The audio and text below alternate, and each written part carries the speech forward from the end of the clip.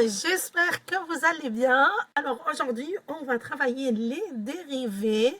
C'est surtout comment les apprendre par cœur et en cas d'oubli d'une formule, parce qu'il y en a assez, qu'est-ce que je fais pour me débrouiller devant le contrôle? Alors, tout d'abord, j'aimerais bien expliquer pourquoi on apprend les dérivés. Alors, la dérivée d'une fonction nous donne des informations sur la fonction elle-même. Ça veut dire, si moi je vais faire une étude des fonctions, d'abord je cherche le domaine de définition par exemple, les limites là où les bornes sont ouvertes, et puis je vais faire les variations. Alors, il faut passer par la dérivée pour savoir le signe de la dérivée. C'est ce qui nous intéresse dans cette fonction-là.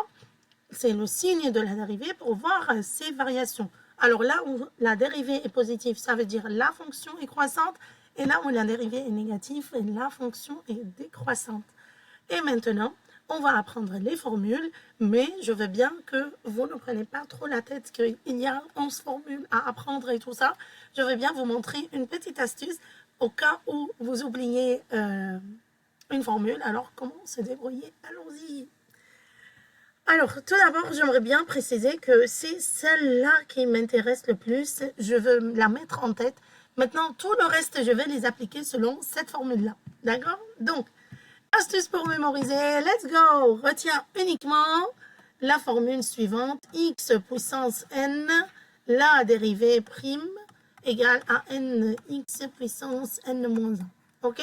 Tout d'abord, comment je retiens ça? Moi, ce que je dis en tête, c'est que pour calculer la dérivée, alors il y a celle-là qui baisse d'un étage, et donc elle descend ici à n, et là, comme l'étage était à n, ça devient à n moins 1. Voilà. Donc si tu trouves autre chose, n'oublie pas de le mettre en commentaire, ça nous permet de l'appliquer, peut-être elle est plus facile que la mienne. Alors, on va commencer par x.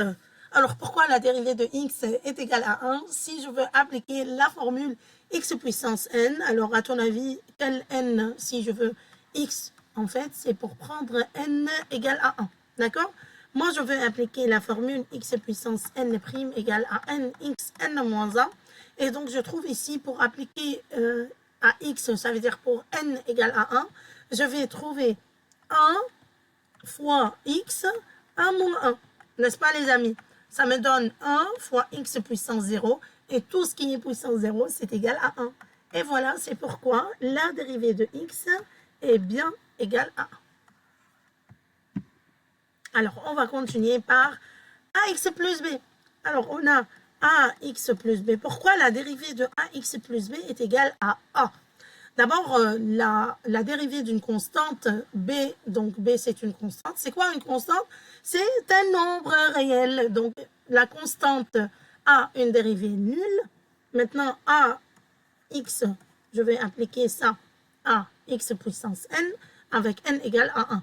Maintenant, il faut savoir aussi que toujours le coefficient, ça veut dire a, ne me gêne pas. Ça veut dire si j'ai par exemple un tiers x, mais toujours je mets un tiers de côté et je me focalise sur la dérivée de la fonction.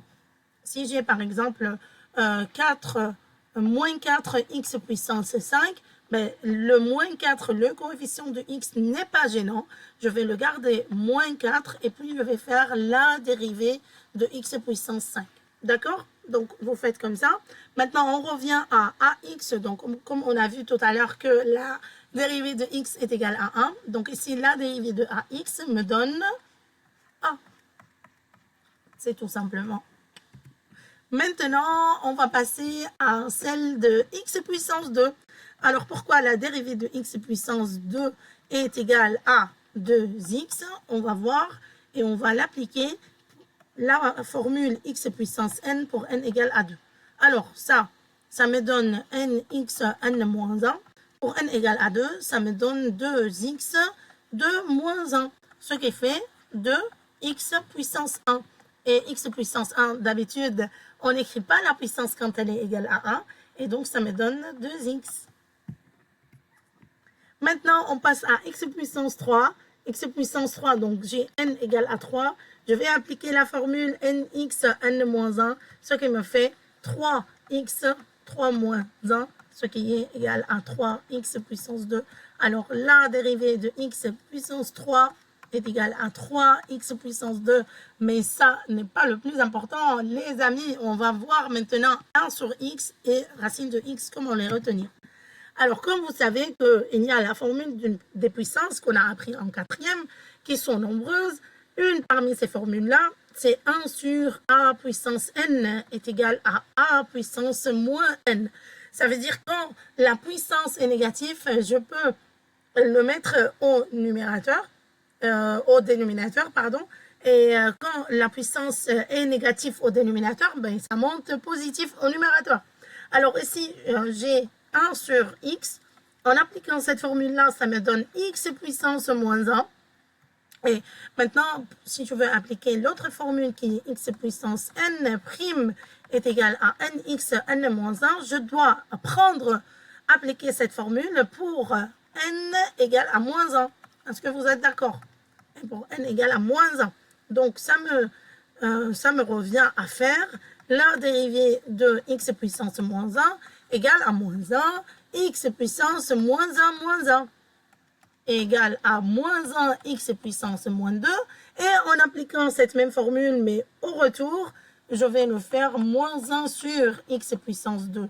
Et voilà, maintenant vous avez compris les amis, d'où est-ce qu'il apparaît ce moins-là pour le 1 sur x au carré. Et maintenant, on va faire la dernière, racine de x. Je sais que la racine carrée, c'est une puissance n demi. C'est pour ça d'ailleurs que la racine carrée de x, le tout au carré est égal à x. Je vous montre pourquoi. Parce que j'ai x puissance n demi au carré, ça me donne x puissance 2 sur 2, ce qui me fait x. Et aussi x puissance au carré, la racine carrée de tout ça, c'est égal à racine carrée, x au carré. Et tout ça puissance n demi. Et par la formule a puissance n fois a puissance m, non pas celle-là, excusez-moi. Et par la formule a puissance n puissance m, ça me donne a puissance n fois m, ce que j'ai utilisé ici aussi. Alors ça me devient x puissance 2 sur 2, c'est x puissance 1. Alors revenons à notre discussion pour les dérivés. On a x puissance n demi, ce qui devient, en appliquant x puissance n' égale à nx puissance n moins 1, ben, vous avez remarqué que je dois l'appliquer pour n égale à 1 demi.